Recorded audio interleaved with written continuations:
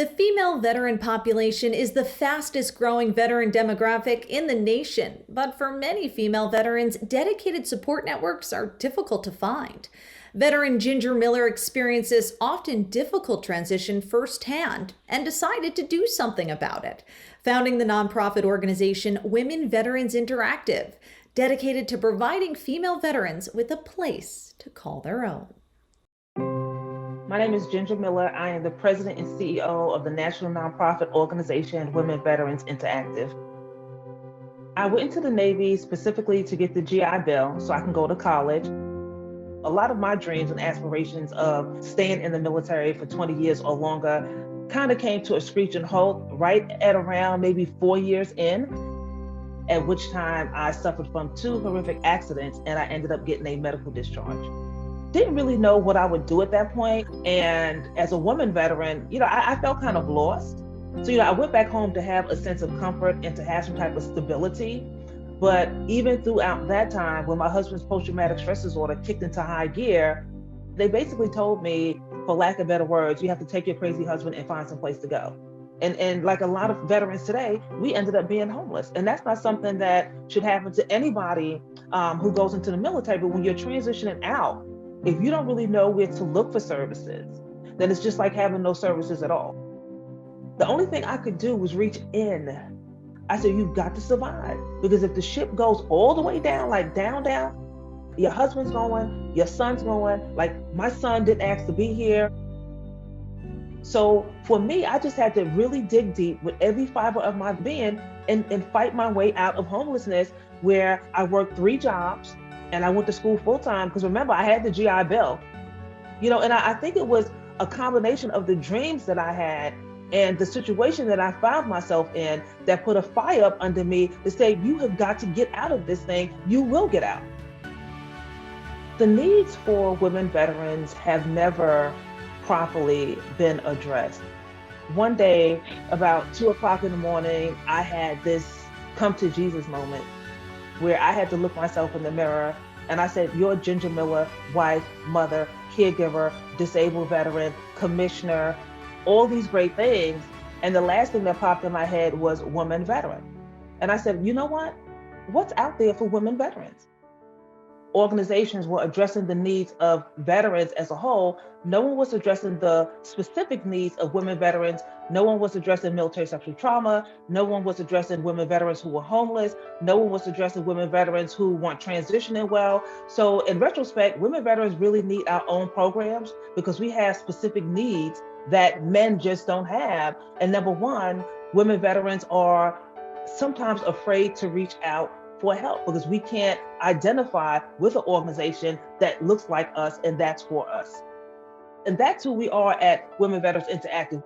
We're just here to meet women veterans at their points of need, whatever that need is. I tell folks all the time, if you're homeless, we'll feed you. If you're looking for a job, we can put you in the women veterans transition space.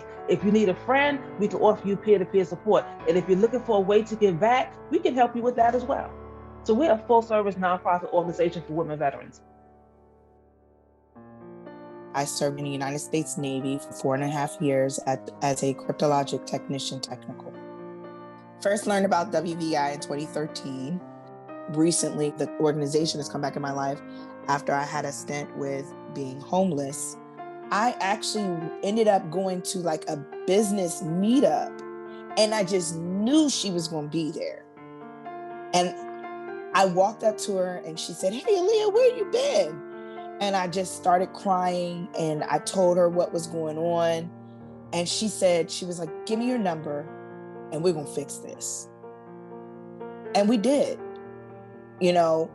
She helped me out with, getting my room paid for with food. WVI has truly made an impact on me as a mom, as a veteran, as a woman, and it has inspired me to get back on my feet, to get back to my community, to reach out and help when there doesn't look like there is a solution, to create one. If you don't create a solution, you'll always have a problem. One of my biggest accomplishments as the president and CEO of Women Veterans Interactive is the National Women Veterans Leadership and Diversity Conference. They come from all over the country. It's an amazing time. They get empowered by panels, workshops, keynotes. We partner with the Department of Veterans Affairs, amazing sponsors like USAA and Comcast and B3.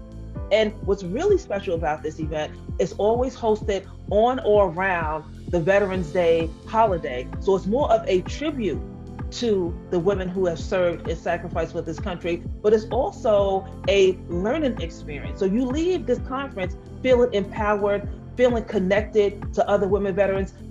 Due to COVID-19, we had the conference virtual, with a career fair, big name tech companies to recruit women veterans virtually. We have something that's not being done anyplace else in the country, and I honestly believe that it can't be duplicated. So if there's any event where really USAA were able to come in and say, this is really mission oriented, mission focused, this is what being an advocate for the military community is all about, WVI is a great example of that, and a great example of us being there for our members where they need us. I'm so excited to see everyone popping in from so many different states. WVI's annual conference is really unique because you get to see a lot of things going on, and a lot of things really that touch me in terms of our mission and military advocacy here at USAA. So whether it's VA personnel right there on site helping people fill out their VA paperwork, or panels on careers. This is the part that we miss. When we're excellent, our excellence joins with other people's excellence, and that's where the magic, the miracles, and the money happens in business. So you see all those things going on. I start number one with the idea of focusing on the fundamentals. Life is essentially can be dropped into three different buckets. Bucket one are the things that you can control. Bucket two are the things that you can influence. And bucket three are the things that you can't influence nor control. Thank you so much, JJ. You know, it's always a pleasure. So it's a lot of fun, but more importantly, there's a lot of good stuff going on and a lot of things that are going to make a difference in people's lives. The reason I feel it's so important to support WVI is the increased population we'll have of our women veterans. In the future, they'll make up almost 20% of the entire veteran community. And they've experienced some unique challenges, and we're trying to understand those and define them and provide them better care. The organization as a whole, it makes me want to spread the knowledge and share all the wonderful things that this organization does for women veterans.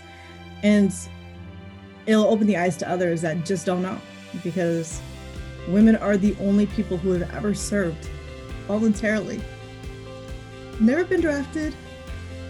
Women have even dressed up like men to serve. So I think opening doors and opening eyes to people so they know that we love our country just as much as anybody else, and we serve and give our lives for it too.